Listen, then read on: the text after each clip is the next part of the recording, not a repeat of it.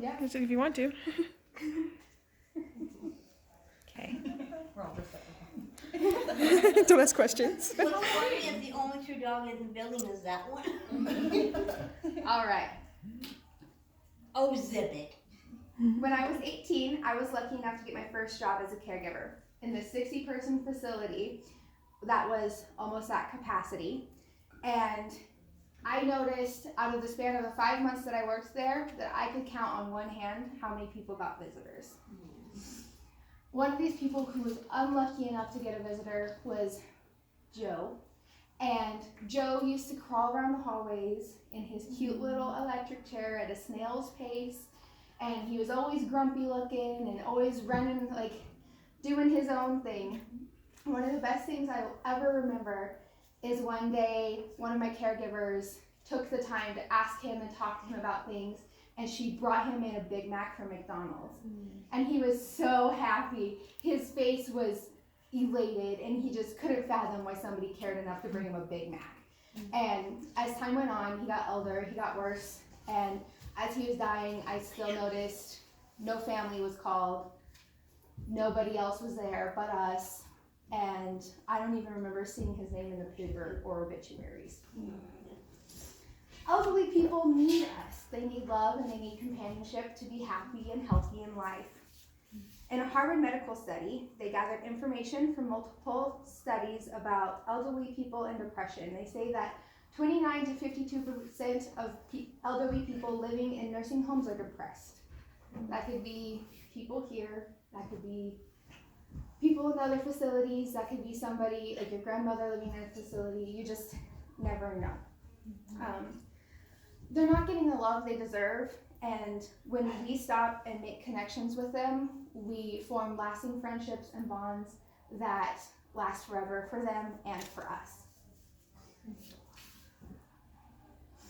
All right, older adults in living facilities do not get much attention, like one-on-one attention. One of these reasons is caregiver burnout and turnover. I know it's really hard for facility when care workers work all the time. Care.com says that 56% of caregivers work over 40 hours, and it doesn't give them a lot of time to care for themselves as well as others.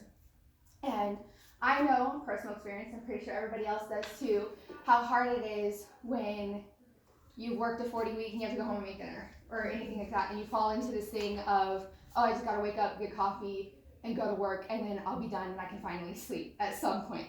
And then this causes a lot of stress in your life and causes high turnover just because it's a stressful job. And with turnover, it adds stress to us as caregivers for taking up the extra shifts as well. And then it adds stress to residents because elderly residents are losing their memory, they're losing their sight, they're losing their hearing, and it's really hard for them to introduce a new person like monthly or semi-monthly.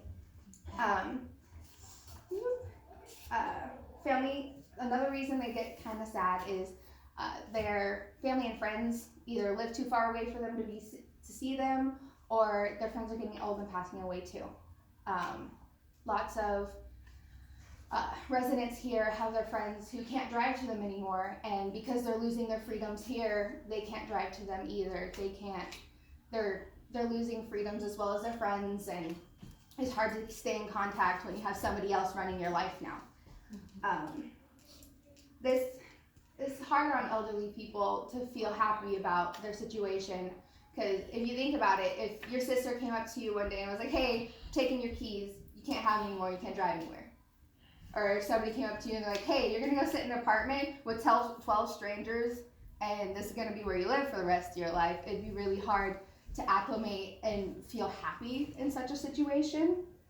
But by engaging with elderly people and just caring about them in general, sitting down and having a conversation, you can be the difference. A phone call or a letter in a day can be the difference between somebody just having a normal day in front of the TV and somebody else and running around saying, hey, so-and-so called me and it was so cool. Next one. By making and keeping bonds, we help elderly feel loved and cared for. When we engage residents' minds through conversation, letters, activities, they become less idle, they become more engaged, they have a happier setting in life. An example of this is here in our own facility. I know there's somebody whose daughter visits her every single day. Sometimes she brings her in flowers every week, and she brings in the dogs every now and then, and the resident is very engaged. She's at all the parties, she's talking to us about things, she's generally overall pretty happy here. Annals and family medicine alumni worked together on a study that found that social contact may be as effective as physical activity, improving mood and quality of life for depressive patients. So not only getting them active, but being active in their mental care really helps. Click next thing. Love for the Elderly is an organization set up by a 13-year-old boy who, when his grandfather passed away, he didn't really know what to do. He felt really sad. He didn't really have that much time with him. So he dedicated most of his after-school hours to this organization where you write letters of companionship and lovingness to elderly people. It's called Love for the Elderly, and you can go to the website and you can write a letter and send it out, or you can become an ambassador where you're the one handing out letters to people and you're the one setting up pen pals and handing out gifts and stuff.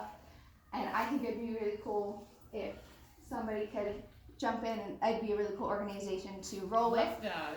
Yeah. I like that organization a lot. And if not, I'd like to remind you guys to tell an elderly loved one that you love them today.